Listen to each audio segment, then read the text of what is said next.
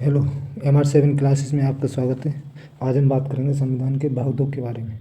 वह है नागरिकता, जिसके जो आर्टिकल हैं वो हैं अनुच्छेद 5 से लेकर 11।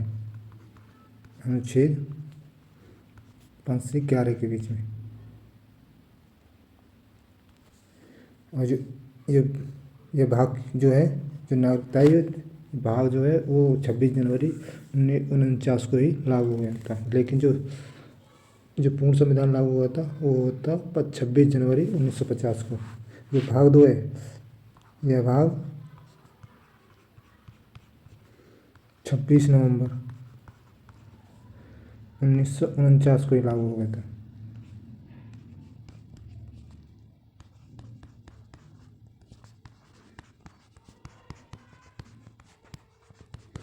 ऐसे जो नागरिकता का जो है हमने कहाँ से लिए, जो ये जो एकल नागरिकता ये हमने लिए यूके से ग्रहण किए हैं। एकल नागरिकता कहाँ से लिए?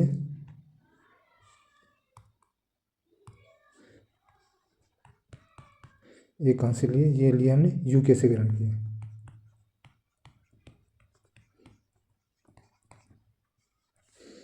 अब बात करेंगे अनुच्छेद 5 के बारे में। अनुच्छेद 5 यह है संविधान के निर्माण के समय जो कौन संविधान का प्रारंभ से नागरिक था, ये उसके बारे में जिक्र करता है। संविधान आर्टिकल 5 संविधान के निर्माण के समय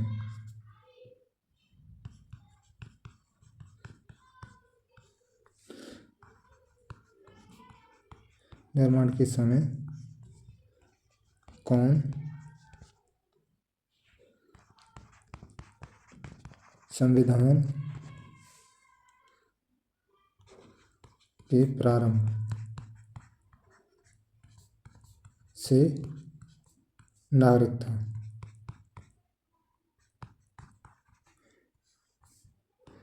अब बात करेंगे आर्टिकल अनुच्छेद 6 की। अनुच्छेद जो 6 है वो किसका जिक्र करता है? जो पाक से भारत आए व्यक्ति की नागरिकता जिससे बंटवारे के समय थी उसके बारे में।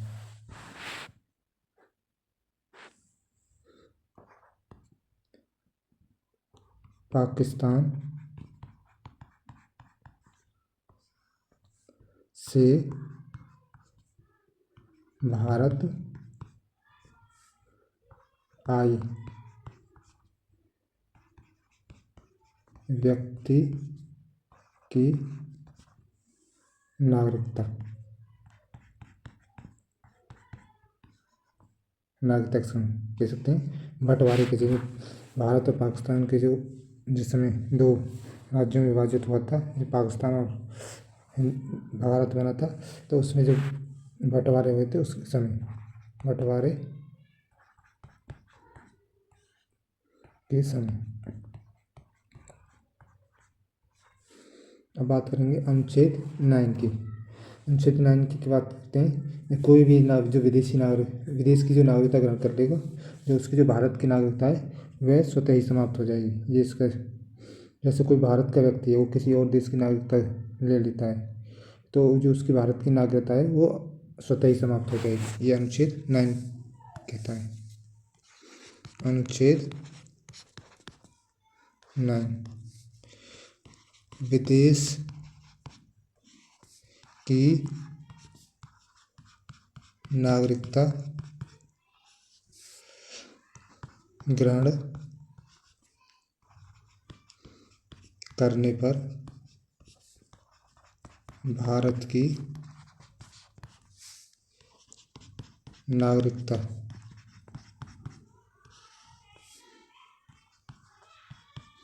स्वतः ही समाप्त हो जाएगी।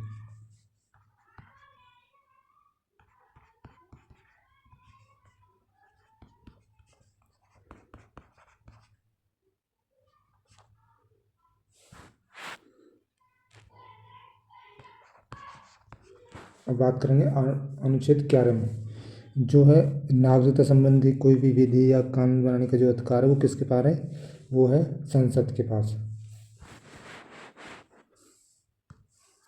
अनुच्छेद क्या है,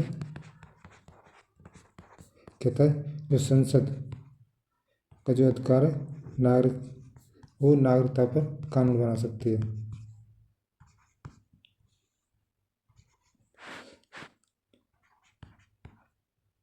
नागरिकता संबंधित कोई भी विधि बनानी हो,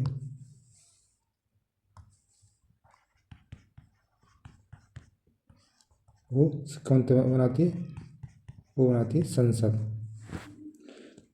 अब बात करेंगे, इसी समय आता है संसद 8 नागरिक अधिनियम है,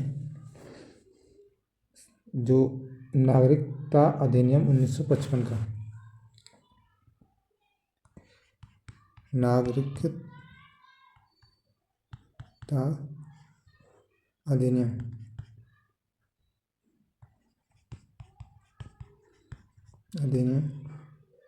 1955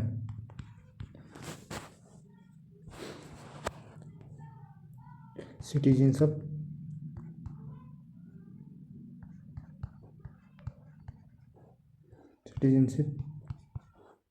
एक्ट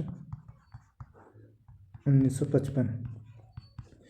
ये क्या है, जो भारत की जो नागरिकता है वो 5 तरीके से बताई गई, जिसमें एक जन्म से बाई बर्थ द्वारा, और एक वंश जो वंश है आपके उसके परंपरागत द्वारा, एक रजिस्ट्रेशन द्वारा, और एक देशीकरण द्वारा आप भारत की नागरिकता प्राप्त कर सकते हैं, और एक है भूमि अर्जन द्वारा। जब किसी और देश, जैसे कि हमारे देश में वो सिक्किम का भूमि अर्जन जैसे वो उस भारत में शामिल हुआ था, उनको भी भारत की नागरिकता मिलती है। तो अब बात करेंगे जो इसकी सिटीजन पाने के लिए क्या तरीके बताए हैं भारत की नागरिकता प्राप्त करने के, वो 5 तरीके बताए। भारत नागरिक कितने हैं, वो है 5 तरीके। पहला क्या है, जो पहला है वो है बाई बर्थ द्वारा। अगर जिस किसी का जन्म भारत में ही हुआ है, वो जन्म से ही भारत में है, तो उसे भारत की नागरिकता मिल सकती है। दूसरा है वंश परंपरागत द्वारा, वंश परंपरा द्वारा, जैसे कि उसके जो वंश हैं दादा परदादा वो भारत के ही, चाहे उनका जन्म विदेश में हुआ हो और माता पिता उनके भारत के हैं, तो उन्हें भारत की नागरिकता मिल जाएगी। जैसे कि जन्म कहाँ हुआ है, जन्म विदेश में हुआ है, विदेश में हुआ, और उसके जो माता पिता हैं वो भारत के हैं, तो ऐसे लोग, जैसे जो बच्चा है उसको भारत की नागरिकता मिल जाएगी। माता पिता कहाँ के हैं, माता पिता वो कहाँ के हैं, वो हैं भारत के, तो उन्हें भारत की नागरिकता मिल जाएगी। हम बात करेंगे तीसरे प्रकार की। तीसरे क्या है, बाई पंजीकरण द्वारा, by registration,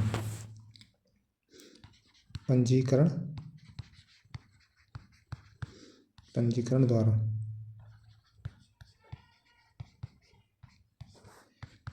by registration,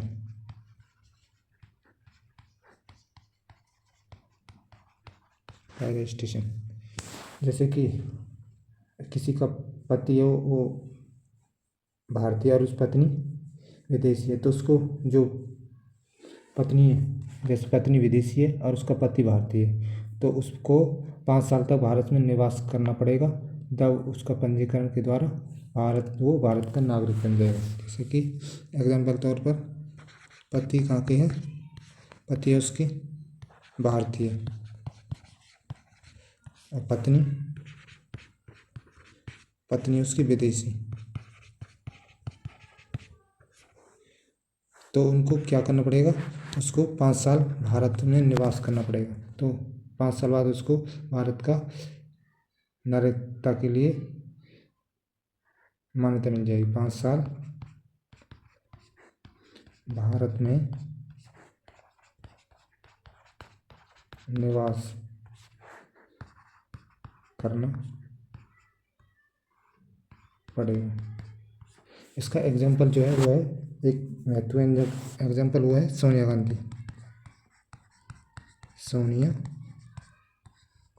Gandhi.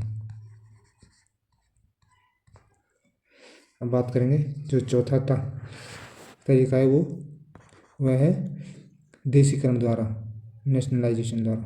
देशीकरण,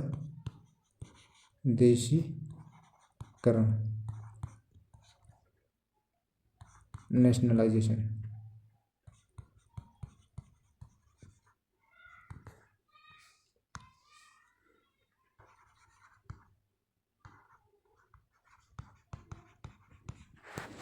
जैसे कोई भी विदेशी चाहे तो देशीकरण द्वारा भारत का नागरिक बन सकता है।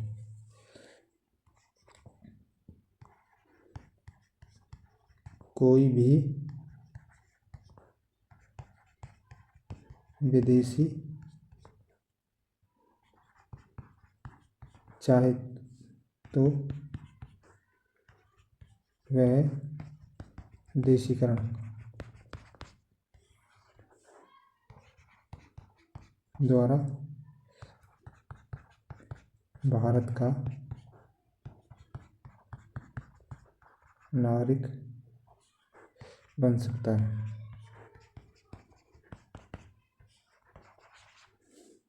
और उसका जो पांचवा तरीका है वो है भूमि अर्जन द्वारा। इसका जो वेस्टर्न एग्जाम्पल है वो है हमारे यहाँ पर सिक्किम। भूमि अर्जन द्वारा, एक्विजिशन ऑफ लैंड।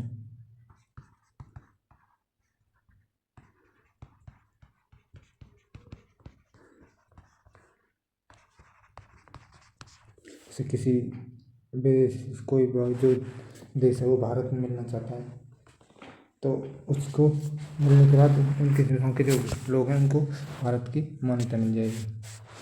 अब बात करेंगे अभी जो 19 संशोधन हुआ है CAA और उसके बारे में। ये किसके द्वारा हुआ है? 2009 में इसमें संशोधन हुआ है, नागरिकता अधिनियम।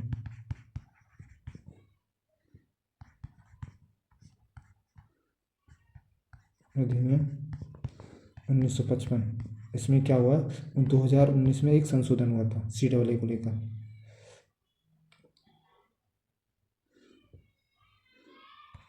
संशोधन 2019 में, इसे बोलते हैं सिटीजनशिप अमेंडमेंट एक्ट 2019, CAA 2019। इसका मतलब होता है सिटीजनशिप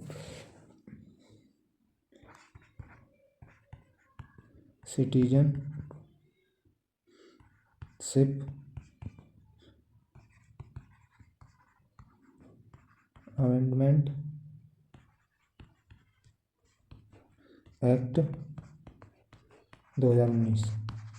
ये लागू कब हुआ है? ये लागू हुआ था 10 जनवरी, लागू 10 जनवरी 2020 को। इसमें क्या हुआ था, इसमें जो भारत में जो 21 दिसंबर 2014 से पहले बांग्लादेश, अफ़गानिस्तान, जो पाकिस्तान से भारत, इसमें क्या हुआ था, इसमें हुआ था जो 31 दिसंबर से पहले, 31 दिसंबर 2014 से पहले बांग्लादेश, अफ़गानिस्तान और पाकिस्तान से भारत आए अल्पसंख्यक जैसे हिंदू, सिख, बौद्ध, पारसी, ईसाई, इनको है जो अवैध प्रवासी नहीं माना जाएगा। जो उनकी जो पहले शर्त थी वो 11 साल की थी और उसको अब घटाकर 5 साल कर दी गई और उनको 5 साल रहने के बाद ही भारत की सिटीजनशिप मिल जाएगी। ये जो संशोधन है ये हुआ था 2019 में। तो क्या हुआ था इसमें, 31 दिसंबर से पहले, 2014 से पहले बांग्लादेश,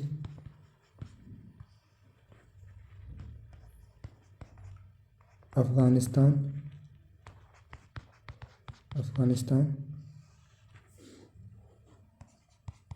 पाकिस्तान से भारत आए अल्पसंख्यक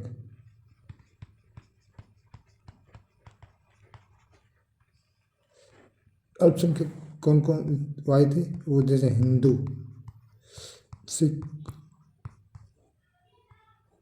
सिख, बौद्ध,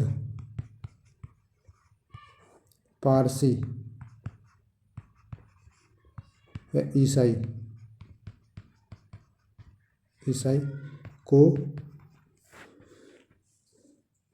को अवैध प्रवासी नहीं माना जाएगा। अवैध प्रवासी नहीं माना जाएगा।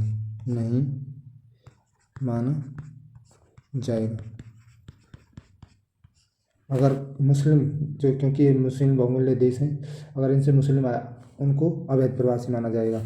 खाली ये जो चीज़ जो अमेंडमेंट हुआ था वो खाली अल्पसंख्यकों के लिए हुआ था। और क्या कहा गया था? और उनके जो निवास की जो पहले शर्त कितनी थी 11 साल, और उसको घटाकर 5 साल कर दी गई। और उनके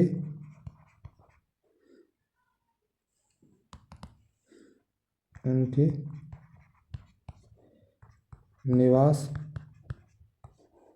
की शर्त को क्या कर दिया था? पहले उनको 11 साल रहना पड़ेगा जब भारत की मान्यता मिलेगी, लेकिन इसको भी घटाकर 5 साल कर दिया गया। 11 साल की बजाय 5 साल हो गई, और उनको 5 साल बाद भारत की मान्यता मिल जाएगी, भारत की नागरिकता मिल जाएगी। तो ये था भाग 2 हमारी जो नागरिकता के लिए। तो मिलते हैं वो नेक्स्ट वीडियो में, भाग 3 में। तो तब तक तो देखते रहिए MR7 क्लासेस। तो मिलते हैं नेक्स्ट क्लास भाग 3 मौलिक अधिकार के लिए।